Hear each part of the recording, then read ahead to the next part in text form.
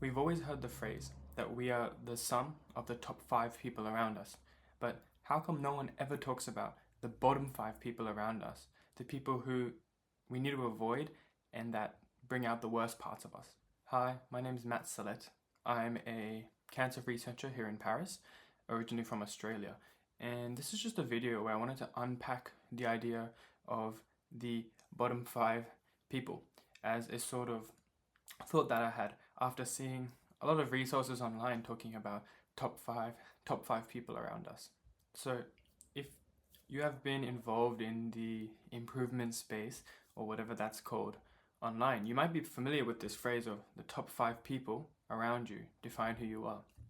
And it's a very interesting quote because it's not literal. It's not literal that the exact top 5 people around you, you're the average of them. It's more like an idea that by putting yourself around other people who are on your path or more successful than you, that will lift you in a very efficient way towards getting to whatever goals you have set.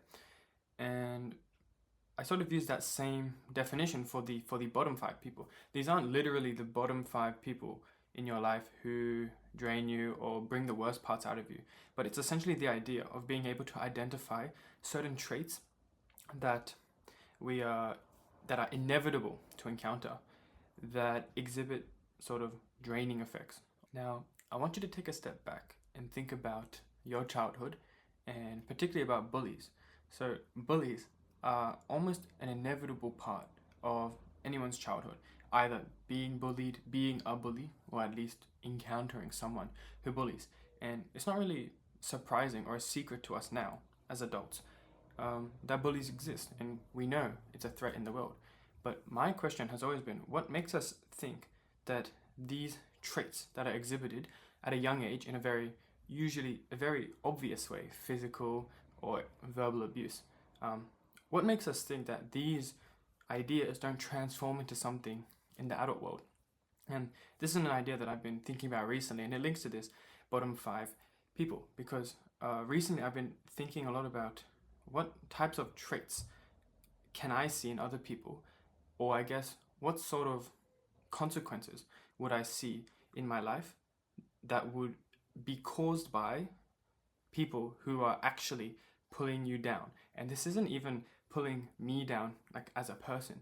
It even relates to the idea of progress being pulled down, inefficiency, and what I like to call being net negative.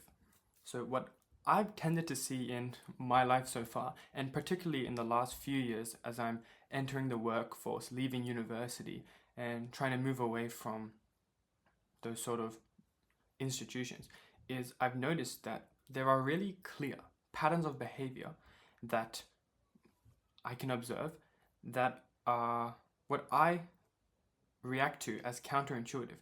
Because, for example, it might be the case that I'm trying to do a project, or even, it's not even my project, if I'm working for someone else's project and I have a goal, and these things get in the way.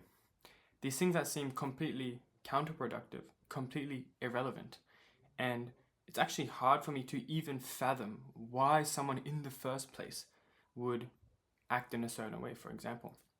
And so what I've noticed is that these, I would say, tactics of degradation are actually very sophisticated, and they get more sophisticated as we get older. Because if you think about bullying as a child, it's very obvious usually that there's bullying going on. There's either physical altercations or clear verbal abuse, verbal altercations. But as we get older, and we see this in, I guess, adolescent times, there's more manipulation.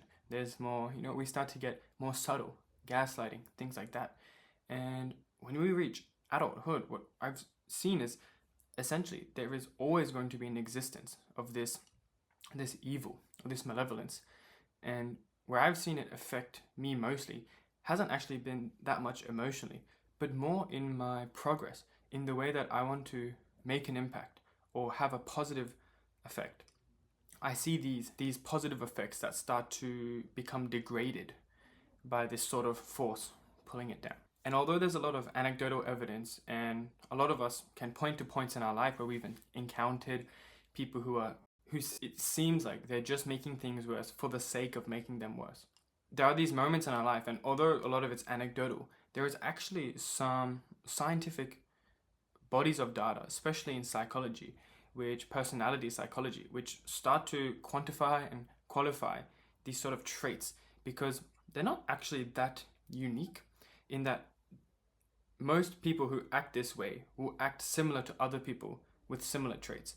And we can sort of group them into these three. Well, what I've seen is there's this thing called the dark triad. So the dark triad is a framework for defining these malevolent sort of personality traits.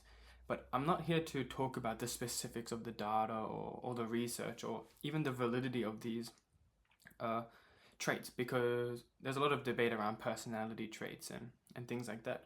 But what's clear to me is that it's clear that this experience is it's not individual, it's a collective experience. In almost any domain that I've entered, I've always seen hints of this.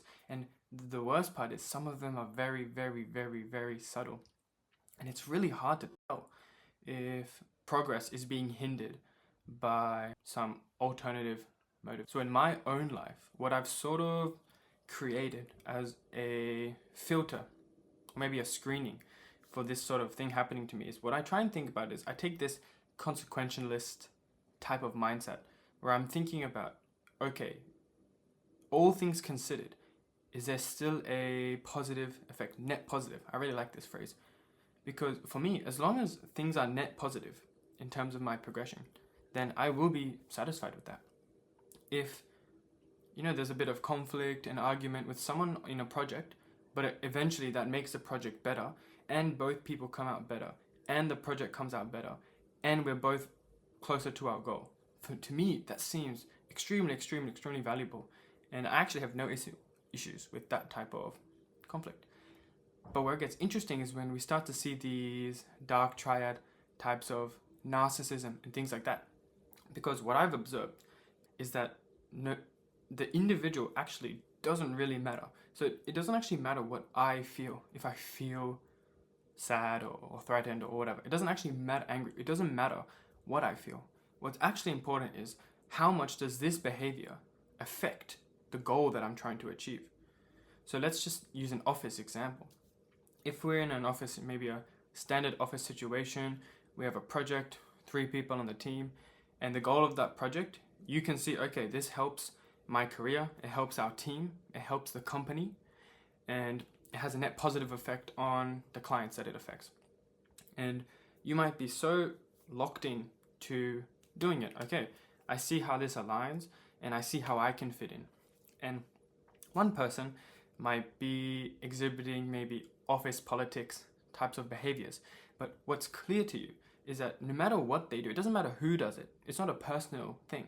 But the fact is, in that environment, there is clearly a force that is pulling away from the goal, from something. And that goal is actually bigger than the individual. It's not about me, although yes, it's part of my progress and my performance is part of it. It's not the whole goal. There's something wider than what's being pulled down. And so what I've sort of decided quite recently, and I'm excited to see how it goes, is that we only have a certain amount of time in our life. And I realize that for me at least, I'm already 21. I don't have I have time, but it's not infinite. There is a limited amount of time that I have to improve and to try and make the world a better place. Try and have a net positive impact on the world. And what I've started to realize is that in any environment where I can see this effect, and it's actually not that many, there are just a few scattered around, and it might develop over time. Whenever I see an environment where that's the case, I actually think it's not worth the time, because the progress that you can make with 3 aligned people on a project with a bigger goal that helps the community or helps more people, it's a very net positive goal. Having 3 locked in people pursue that goal can have, it's almost incomparable to, for example, 2 people working towards that goal and 1 person pulling back.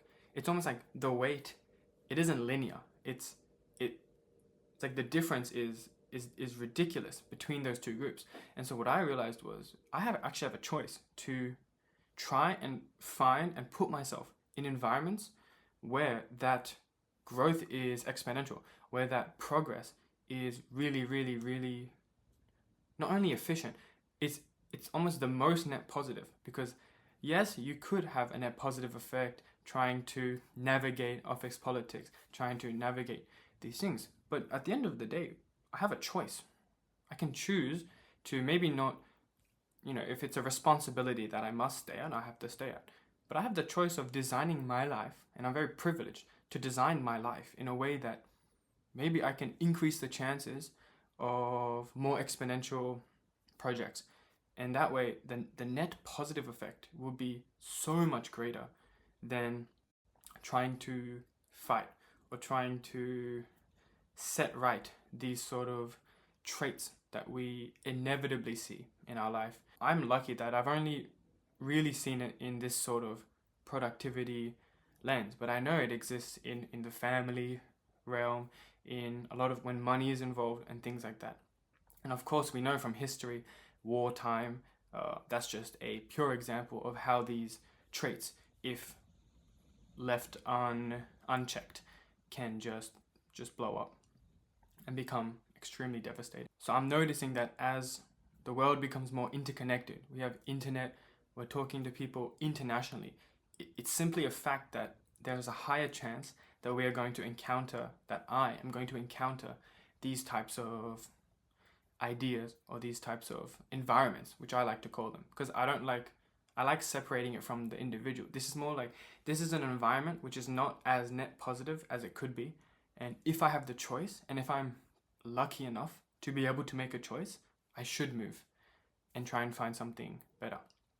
In this sort of interconnected world, I feel like this skill is actually a very, very new skill that people need to develop, because historically we've never really had to be aware of these traits at such a large scale, because previously we would only live in our town, we would only work in our city, but now everything's connected with the internet. Especially, it's a very interesting time, and I would love to hear your thoughts on the topic.